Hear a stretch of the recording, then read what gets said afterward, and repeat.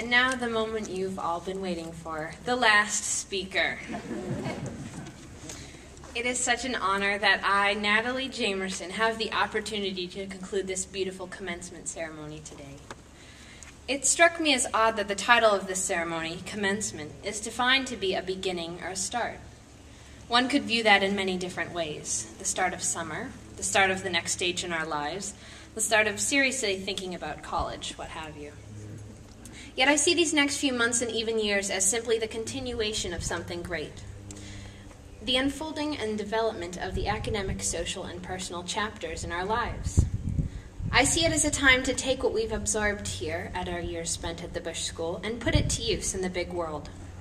Fortunately, every one of us have had countless opportunities in and out of the classroom to put our education and experience to the test right here during school hours in preparation for years to come. Looking back over the 7 years I've been here, I can make many lists of the opportunities I've had to be a leader, a decision maker, a trailblazer, and an explorer in the classroom, on the athletic field, and as an individual. The encouragement I've felt from the faculty during all of my ventures here has been such a crucial part in the development of my independence and confidence. Truman taking us to Math Day at the UW, for example, or Peggy's Science on the Move amp, where we independently created science projects for local elementary school students, or even Todd and T-Duff giving the students the entire responsibility of planning and organizing our Amp Week rafting trip down the John Day River. Though the teachers facilitate our learning, they do more than simply teach. They're the ones who encourage us to strive higher. There's a certain atmosphere at Bush, which I think truly defines the school, that lets the students take the wheel and drive. As I'm sure is true with every student here, I've not only taken advantage of all these leadership opportunities that have been set in front of me, I've created ones for myself and others. My peers have exploited this amazing gift through orchestrating all sorts of projects, co-creating an amp on religion, for example, leading a music class, or running the Senate, let alone recently completing the variety of senior projects. I have to say that I've pioneered a few things myself. Removing plastic disposable water bottles from the commons, trying unflaggingly, though not successfully, to get a biodiesel plant up and working for the school, being on the hiring committee for our wonderful new college counselor, and taking my sophomore spring term off to live in Spain with my family, and probably as one of my most memorable achievements, instigating the celebration of Pi Day on campus. I'm not talking about boysenberry or pecan, rather the day when math fanatics celebrate the irrational number pi on March 14th, 314. These out-of-the-classroom undertakings have not only augmented my character, but I feel I've given, or perhaps forced upon the school, something to remember me by. My time spent in the classroom has also provided me with ample room for leadership and autonomy. This past winter, for example, I was one of the students that worked on our school newspaper, The Rambler. There was no hierarchy of editors, simply whoever wanted to work incessantly or very little had the option to do so. Although our final grades reflected that choice, that was not my motivation. I discovered my passion for writing about our cross-country ski trip to Canada, reviewing the 4 Broadway shows I saw in New York City, or interviewing the student body about their preference for Mac or PC. I put hours into formatting and creating templates to make others' jobs easier. My fellow writers produced some marvelous pieces that I was proud to edit and display in The Rambler, though I was nitpicky because, true to my character, I wanted to present it in the best way possible.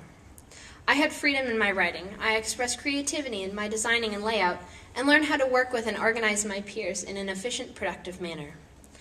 Although I do apologize for my being pedantic, I realized that this was the kind of opportunity that I should be taking advantage of. It was my time to push myself, find my limits, discover how I work under a real-life time crunch, and identify the difference between bossing someone around and making persuasive suggestions. These non-traditional opportunities are, in fact, accredited parts of the Bush School philosophy. Part of the newly developed educational foundation of the school is critical, independent, and creative thinking. Critical thinking occurs in our academics, creative thinking is demonstrated in all of the arts, but the component that strikes me as the strongest and most pertinent part to my experience here is the independent thinking. This class sitting behind me, the graduating class of 2009, is the embodiment of this philosophy, if there ever was one, on and off campus. You think you know someone until you learn, for example, that they competed in the Junior National Swim Meet in Florida, recently entered a local poetry slam, or rode in one of the biggest regattas on the East Coast. One may say that the pursuit of these extracurriculars is simply because Bush is too small to cook to everyone's taste. But I've realized that our class truly pursues these activities because of their passion, enthusiasm, or talent in the field. We take what we've learned from our 1, 6, or even 13 years at this school and apply it at the big, wide world that waits at our doorsteps. All right, junior class, enough yawning. The ceremony is almost at a close, and it is soon time for you, for the last time, to walk out behind us.